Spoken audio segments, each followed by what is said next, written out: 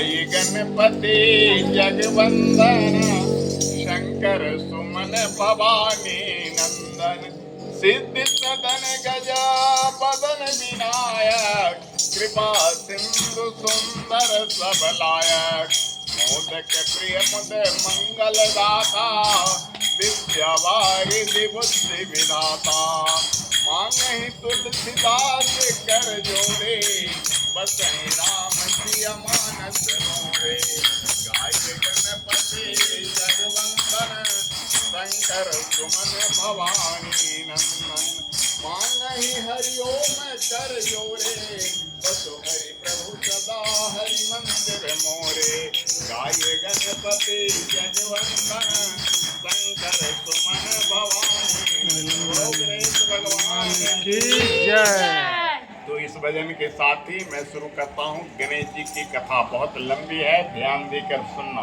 गणेश जी की दो कथा पुराणों में प्रचलित है। मैं आज दोनों कथा सुनाऊंगा। कल गणेश जी का जन्म दिवस था, समझ गया ना, लेकिन कल बुधवार था। आज मैं सत्संग में आया, इसीलिए मैंने कल घोषणा कर दिया कि कल सत्संग में ही कहेंगे, जिसमें कि सब लोग सुनेंगे।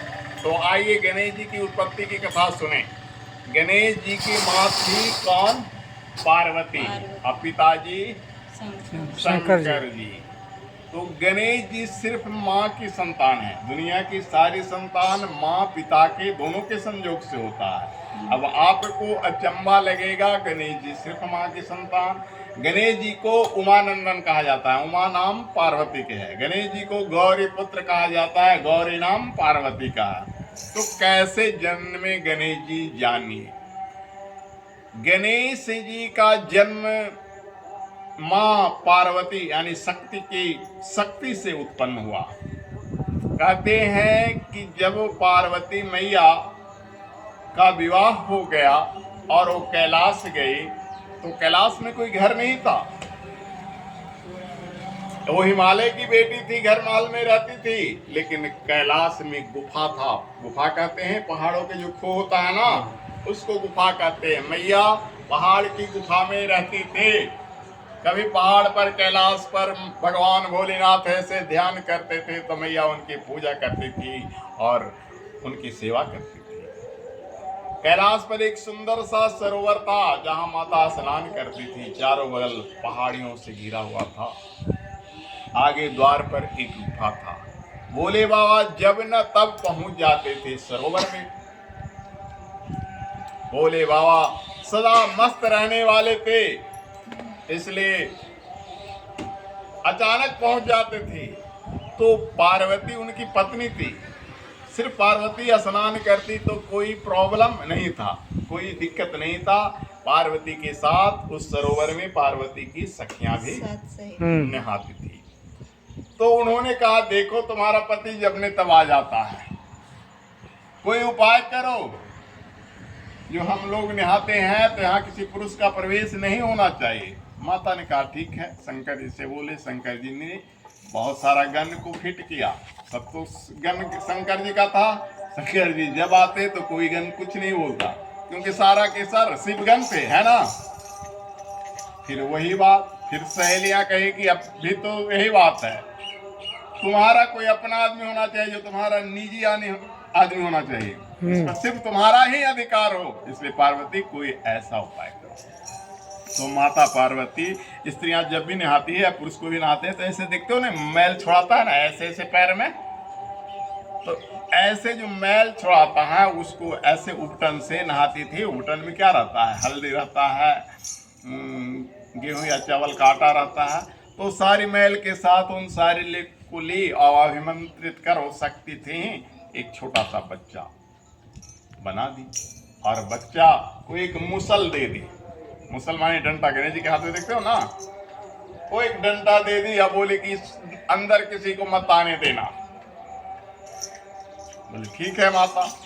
गणेश जी बैठ गए। छोटा बच्चा थे, लेकिन शक्ति के पुत्र थे। शक्ति माने जो भी देवी दुर्गा का उपासक होता है, शक्ति का उपासक होता है। जो भी वीर बलवान होता है, शक्ति का पूजा करता है। शक्ति माने ताकत, तो शक्ति का उपासक भी तो वीर होगा, है ना। अब जो भी आवे उसको बच्चा लौटा दे। जो भी आवे, क्या पहले शंकर जी आए, शंकर जी आते थे, कोई जाता नहीं था।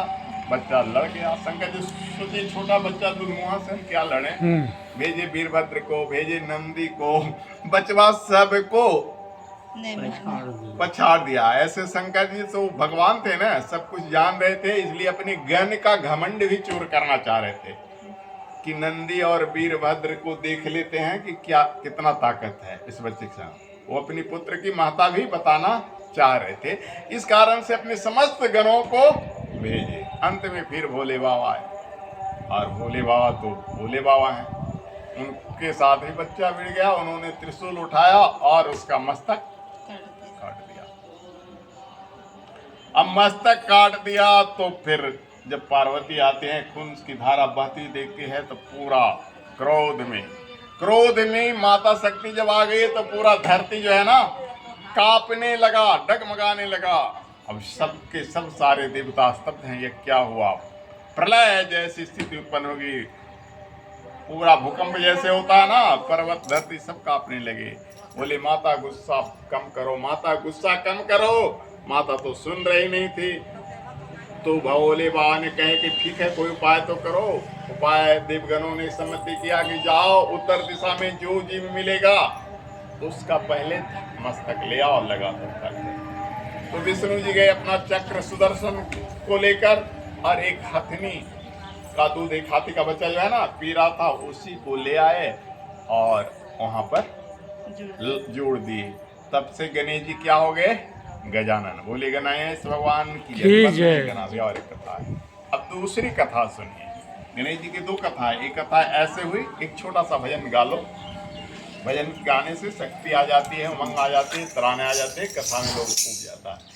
अब्बल तो दिल में कीजिए पूजन गणेश जी, अब्बल तो पूजन कीजिए पूजन गणेश जी को, अपने भक्त को अनधन गणेश जी। अब्बल तो दिल में कीजिए पूजन गणेश जी को, अपने भक्तों को अनधन गणेश जी। जिह्वा से सदा बोलिए धन धन गणेश जी, जिह्वा से सदा बोलिए धन धन गणेश जी को। देवेंगे अपने भक्तों को रिद्धि सिद्धि अनधन गणेश जी। अब्बल तो दिल में कीजिए पूजन गणेश जी, अब्बल तो दिल में कीजिए पूजन गणेश जी को। देवेंगे अपने भक्तों को रिद्धि सिद्धि अनधन गणेश जी। सुबह शाम प्यारे कीजिए सुमिरन गणेश जी को, सुबह शाम प्यारे कीजिए सुमिरन गणेश जी को। देवेंगे अपने भक्तों को रिद्धि सिद्धि अनधन गणेश जी। अब्बल तो दिल में कीजिए पूजन गणेश जी को, देवेंगे अपने भक्तों को रिद्धि सिद्धि अनधन गणेश जी। ये बहुत बड़ा कविता है, लेकिन मैंने एक कड़ी मात्र गाया। अब गणेश जी की दूसरी उत्पत्ति की कथा सुनी। माता पार्वती का विवाह हुआ, बहुत वर्ष बीत गया।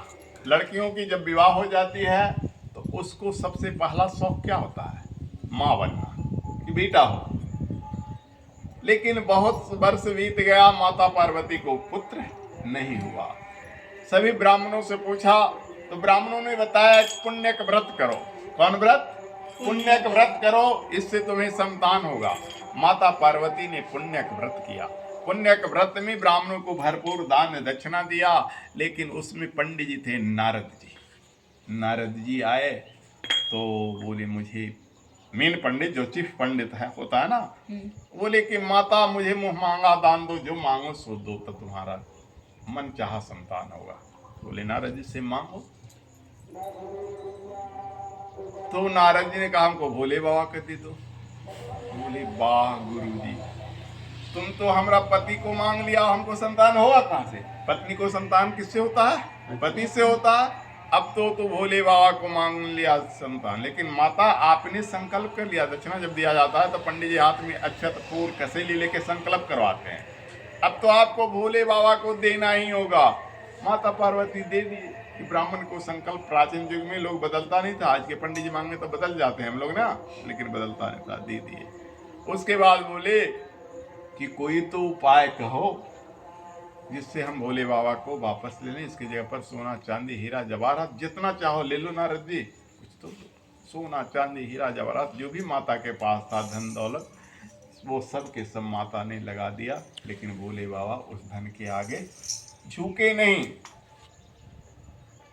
तब माता चिंतित हुई।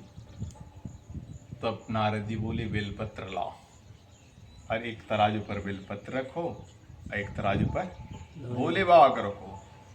तो भोले बाबा, बेलपत्र क्या हो गया, भारी हो गया, भोले बाबा पर चले गए, हल्का हो गए, यानी बेलपत्र से उनको तौल लिया गया और दे दिया गया। तो नारद जी ने उनके पति को वापस कर दिया, और उस दिन से बेलपत्र भोले बाबा को चढ़ना शुरू हो गया। और बोले कि तुम्हारा पति भगवान शिव, तुम्हारा पुत्र, तुम्हारे पुत्र के रूप में भगवान श्री कृष्ण खुद आएंगे। किस रूप में आएंगे पहचानना तुम्हारा काम है। मैं जा रहा हूँ कहकर नारद चले गए। एक बूढ़े आया, भूख लगा हुआ है माता, कुछ तो खाने को दो। माता ने जो कुछ बना हुआ था खाने के लिए दिया। जो भी दे सो बूढ़ा चट कर जाए, सारे के सारे चट कर जाए, माता बनाती जाए, बूढ़ा खाते जाए, माता बनाती जाए, बूढ़ा खाते जाए। तो थक गई जब माता, तो बोले कि क्या उपाय करें। भोले बाबा बोले कि तुम्हारा पुत्र कोई साधारण नहीं होगा, स्वयं भगवान नारायण को प्रिय है तुलसी। तुम एक पत्ता उस पत्तल पर तुलसी परोस दो, तुलसी परोस दोगे तो देखो तृप्त हो जाएगा। बंद करो, तृप्त हो जाएगा। ज्यों ही उस बूढ़े बाबा को तुलसी तृप्त दे दिए, बूढ़े बाबा तृप्त हो गए। उसके बाद अंतर ध्यान हो गए। माता के कमरे से, जहाँ माता पार्वती थी, उनके कमरे से बेड पर कहाँ बच्चा जगता है ना, तो क्या बोलता है, जन्म लेता है, कहाँ। बहुत सुंदर सा एक बच्चा उनके कमरे में, उनके पलंग पर लेटा बोल रहा है कहाँ। बहुत सुंदर खूबसूरत। माता देखकर खुश हो गई। ज्यों से अपने सीने से लगाई, स्तन में दूध झरने लगा। माता उसे दूध पिलाई। उसके बाद तो कैलाश में खुशियां मनाई जाने लगी। कौन संतान है? गणेश जी क्या है? कृष्ण भगवान है। गणेश जी क्या है?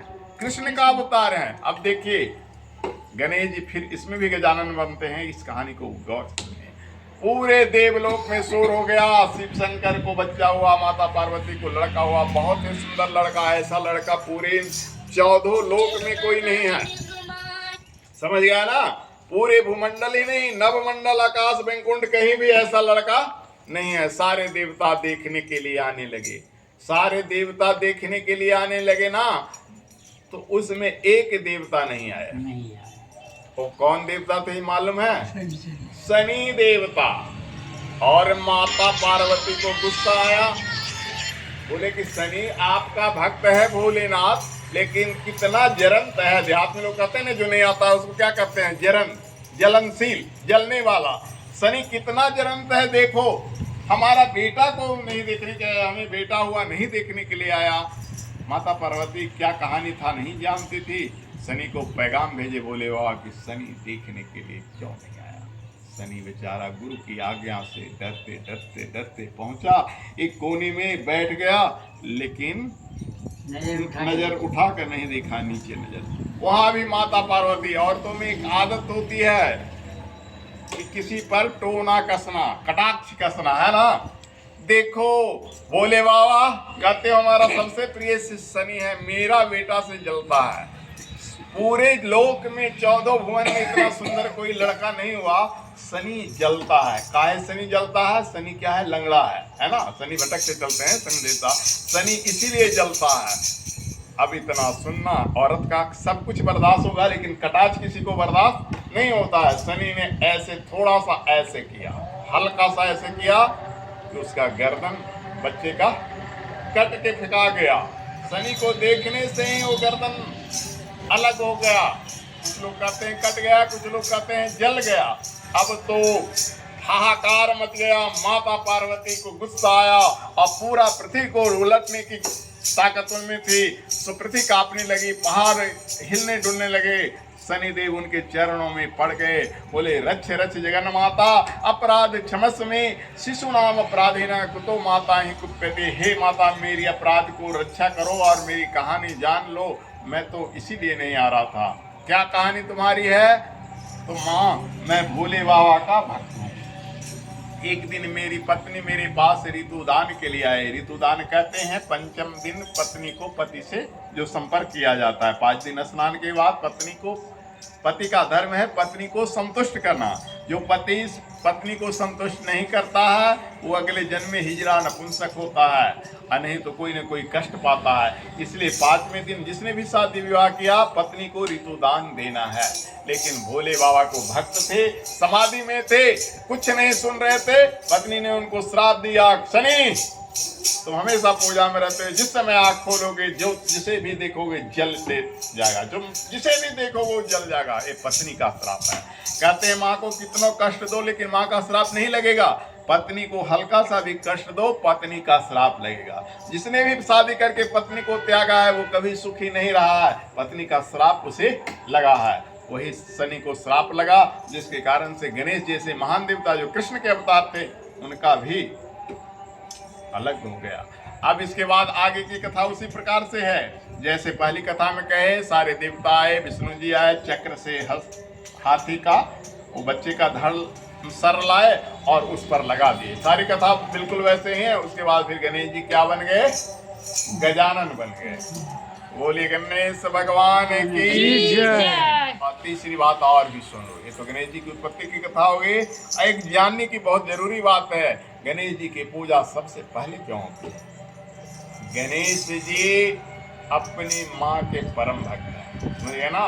और जो भी व्यक्ति माँ की आज्ञा मानेगा, माँ की कहना मानेगा, पिता के वचन मानेगा, उसी की पूजा सबसे पहले होती है। कहानी के माध्यम से एक बार सारे देवताओं में होड़ लग गई कि हमारी पूजा पहले हो, हमारी पूजा पहले हो।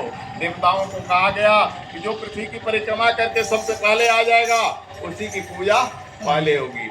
सबका बढ़िया बढ़िया वाहन, इंद्र को ऐरावत तो क्यों कहते कि को मयूर, लेकिन गणेश जी का वाहन क्या था? चूहा, जो पूरी पृथ्वी को घूम नहीं सकता था। गणेश जी ने सोचा कि मैं क्या करूं, तो गणेश जी बुद्धि के तेज थे। गणेश जी की जो भी पूजा पाठ करता है उसे बुद्धि जरूर मिलती है और विद्या भी मिलती है। गणेश जी बुद्धि और विद्या के देवता हैं। तो उन्होंने सोचा कि शास्त्र पढ़े हुए थे, शास्त्र में लिखा है माता पृथ्वी पुत्रो हम पृथ्व्या। माता क्या होती है? पृथ्वी होती है, धरती होती है, और हम सब क्या हैं? धरती के पुत्र हैं। तो क्यों नहीं हम अपनी मैया को चक्कर लगा लें? फिर उनको याद आया शास्त्र में लिखा हुआ है पिता धर्म पिता स्वर्ग पिता ही परमम तप पितृ पितृमापन्ते प्रियंते सर्वदेवता। पिता धर्म है, पिता तप है, पिता स्वर्ग है। तो क्यों न माँ पिता को दोनों के मम्मी पापा जो है ना दोनों एक ही जगह ही है क्लास पर बैठा के हम इनको 7 प्रदक्षिणा कर लें। बस शिव शंकर को और माता पार्वती को बैठा दिए कि माँ ऐसे बैठो, पिताजी ऐसे बैठो, और घूम गए। और घूम के बगल में बैठ गए। बोले कि मेरी पृथ्वी परिक्रमा कैसे होगी? बोले बोले वाह कैसे हो गई? तुम तो हमारा परिक्रमा किया, पृथ्वी का कैसे हो गया? तो बोले शास्त्र में लिखा हुआ है माता पृथ्वी पितरों हम पृथ्वी। माता पृथ्वी होती है, मैंने पृथ्वी का, पिता धर्म होता है, मैंने धर्म का भी परिक्रमा कर लिया। अब तो शंकर जी पार्वती जी के पास कोई उत्तर नहीं था। सारे देवता आ गए, कानाफूसी होने लगी, कैसे पहले आ गया? तो भोले बाबा बोले कि कहीं गया ही नहीं तो पहले आ गया कैसे? इसने शास्त्र की बात माना। माता पृथ्वी पुत्रो हम पृथ्व्या। माता पृथ्वी होती है और हम सब पृथ्वी के पुत्र हैं, इसलिए अपने माता पिता की परिक्रमा किया। उस दिन से गणेश जी को घोषित किया गया सबसे पहले पूजा। आज विडम्बना है, लोग अपने माता पिता पर ध्यान नहीं देते हैं। ध्यान दो, जिसने माता पिता का सम्मान किया उसी की पूजा पहले होती है। गणेश जी ने माता पिता का सम्मान किया, उनकी पूजा पहले होते है। भगवान राम ने माता पिता का सम्मान किया, कैकेयी की इच्छा और दशरथ की आज्ञा से कहाँ चले गए? वन में चले गए। आज हर चीज में राम राम राम राम राम का जप होता है, रामायण सब घर में होता है। अगर किसी अच्छी खुशी हो तो कहेगा जय श्री राम, अगर किसी को प्रणाम करना है तो राम राम जी, कोई दुख हो गया तो बोलेगा हाय राम, कोई गंदगी चीज देख लिया तो बोलता अच्छी राम, है ना। हर चीज में राम का नाम, क्योंकि राम एक ऐसे थे जिन्होंने माता पिता का सम्मान किया, उनके वचन के पालन किए। गणेश जी एक ऐसे देवता थे जिन्होंने माता पिता के सम्मान किया और इसीलिए उनकी पूजा पाली। तो बोले गणनायक गणेश भगवान की जय।